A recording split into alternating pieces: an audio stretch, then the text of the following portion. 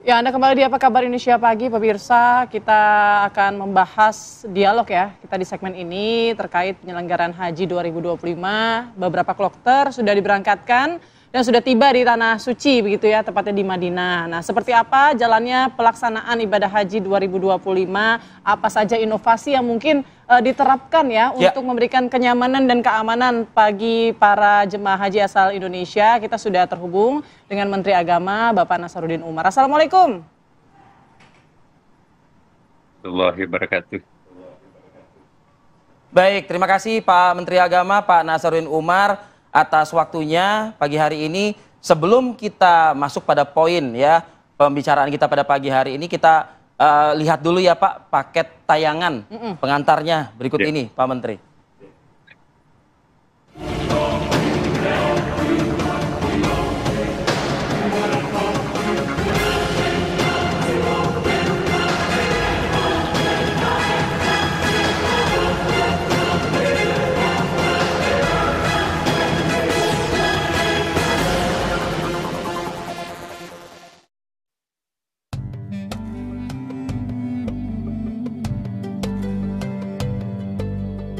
Kementerian Agama menyatakan kesiapan layanan ibadah haji 2025 telah mencapai tahap akhir yang maksimal, baik di dalam negeri maupun luar negeri.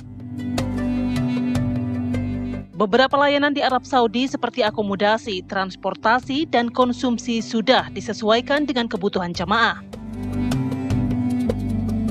Tercatat ada 205 hotel di Mekah dan 95 hotel di Madinah telah disiapkan untuk menampung 203.320 jamaah haji reguler.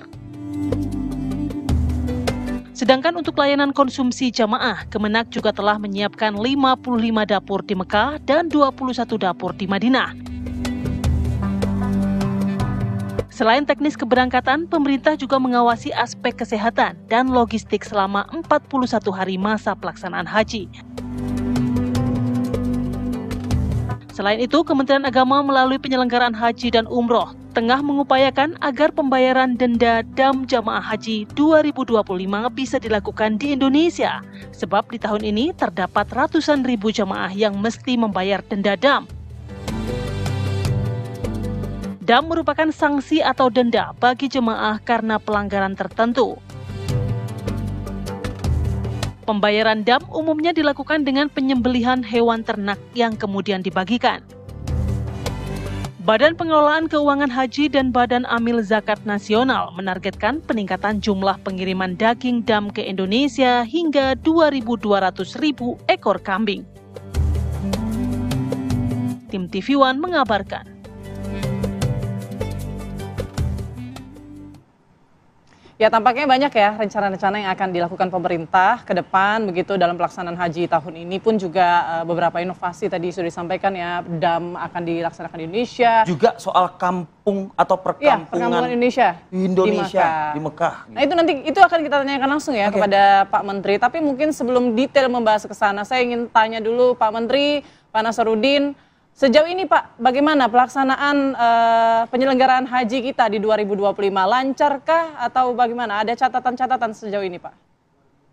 Iya, pertama saya mohon masyarakat lain menilai ya. Saya takut nanti subjektivitasnya menonjol kalau kami memuji teman-teman bekerja di sana ya. Mari para jamaah, mari para wartawan juga banyak sekali. Tahun ini kita memberangkatkan rekan-rekan wartawan. Ya.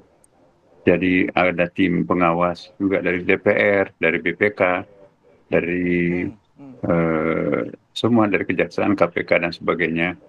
Kami tidak ingin berkomentar apa yang terjadi di sana.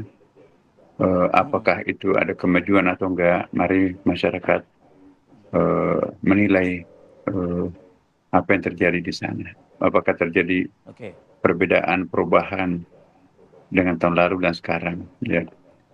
Yang pasti bahwa tahun lalu kita terjadi penurunan biaya jemaah haji ini itu sekitar 4 juta per orang ya. Tapi apakah nanti itu pengurangan ongkos haji berbanding lurus dengan peningkatan pelayanan pada sisi lainnya? Pelayanan. Nah, itu kita harapkan seperti itu. seperti harapan Pak Presiden kita Pak Prabowo, diusahakan agar terjadi penurunan biaya penyelenggaraan ibadah haji, tapi peningkatan pelayanan jemaah haji itu obsesinya Bapak Presiden. Alhamdulillah kita berhasil menurunkan biaya jemaah haji per orang itu sekitar 4 juta ya. Itu bukan jumlah sedikit ya. Dikalikan 220.000 sekian, itu bisa sampai lebih dari 1 triliun penghematannya. Kemudian ditambah lagi dengan yang lain, itu teman-teman itu lebih dari itu ya penghematan yang kita lakukan dalam jemaah haji ini. Kemudian juga lobby-lobby yang dilakukan oleh Kementerian Agama ya, misalnya kita berusaha agar jamaah Indonesia itu tidak menempati Mina Jadid di luar di luar batas Mina ya, kan ada Mina Jadid itu ya. Karena menurut mazhab Syafi'i itu muskilah banyak problem fikih kalau kita melakukan di tempat itu ya. Tapi walaupun juga ada mazhab yang membolehkan, karena analoginya seperti masjid. Ya memang masjid, sholat Jumat itu di masjid, tapi kalau nggak muat masjidnya kan kita tumpah ruah sampai ke jalanan juga kan. Sah juga sholat Jumatnya itu. Jadi itu analogi yang dilakukan oleh Saudi Arabia ya, bahwa Mina Jadid itu insya Allah juga haji juga. Tapi memang lebih afdalnya kalau di dalam di Minanya itu sendiri, bukan di luarnya. Nah, alhamdulillah lobby yang kita lakukan mengikuti tahun kemarin, kita berada di dalam kota, di dekat Palembang malah. Yang kedua, kita juga melobi peraturan yang berlaku di Saudi sekarang, usia 90 tahun tidak bisa lagi menunaikan ibadah haji.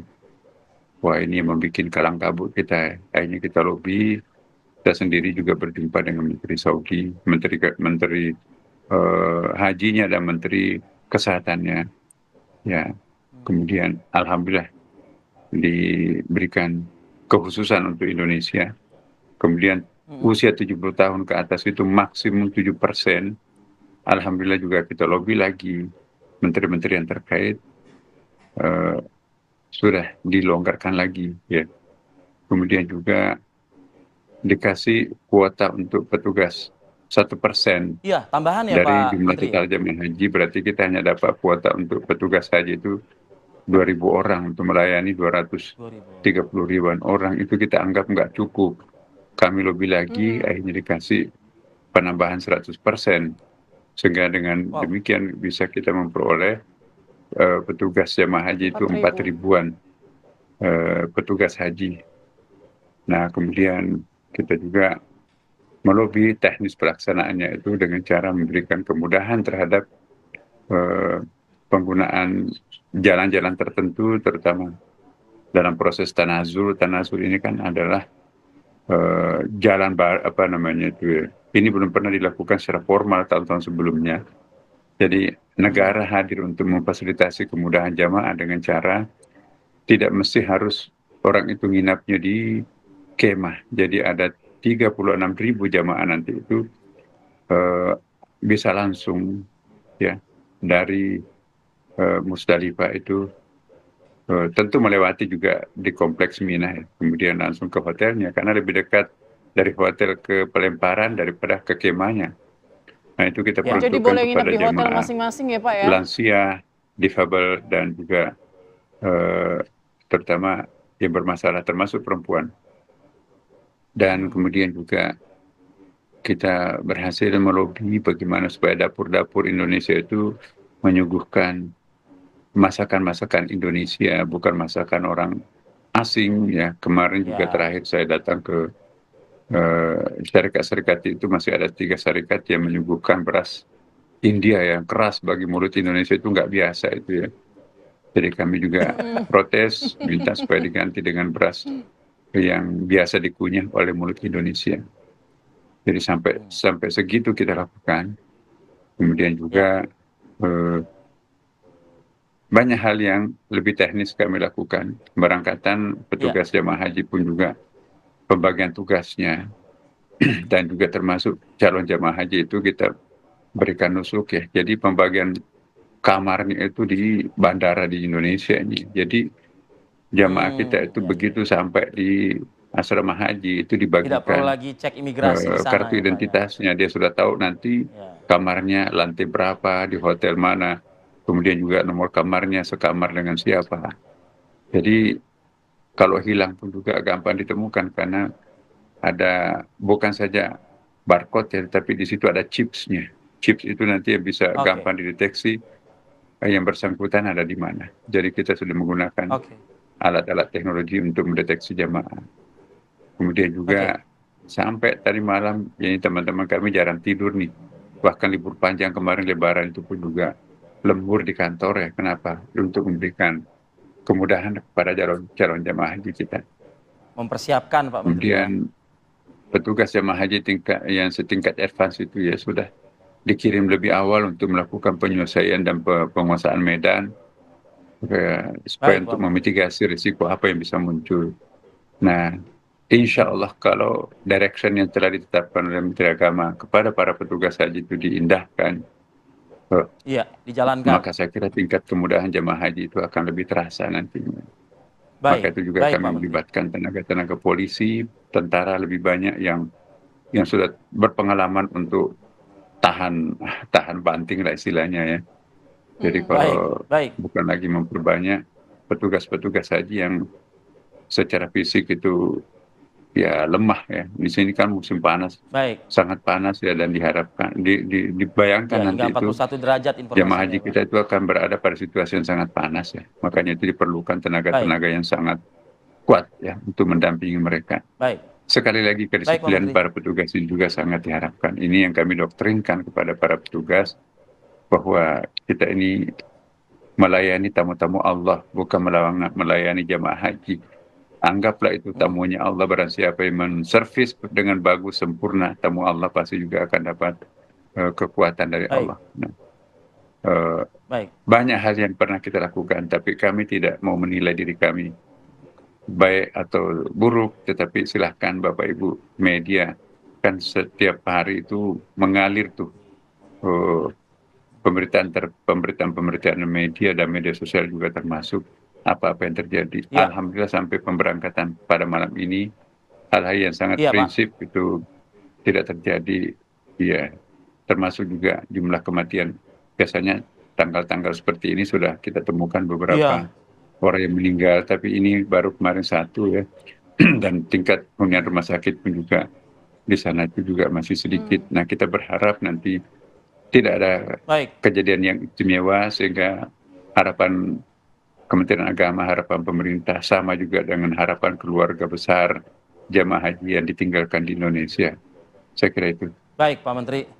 Baik, Pak Menteri, kita apresiasi Pak untuk semua hal baik teknis begitu ya, dari hulu hingga hilir yang sudah dilakukan oleh pemerintah, termasuk juga kita apresiasi juga ya Pak ya buat kerajaan Arab Saudi yang tadi dalam paparan Pak Menteri banyak sekali kemudahan-kemudahan dan juga approval yang diberikan kepada kita, beberapa diantaranya seperti boleh menginap di hotel pada saat lontar jumroh, dan juga imigrasi yang dilakukan di sini agar sampai di sana tidak perlu lagi antri dan lain sebagainya.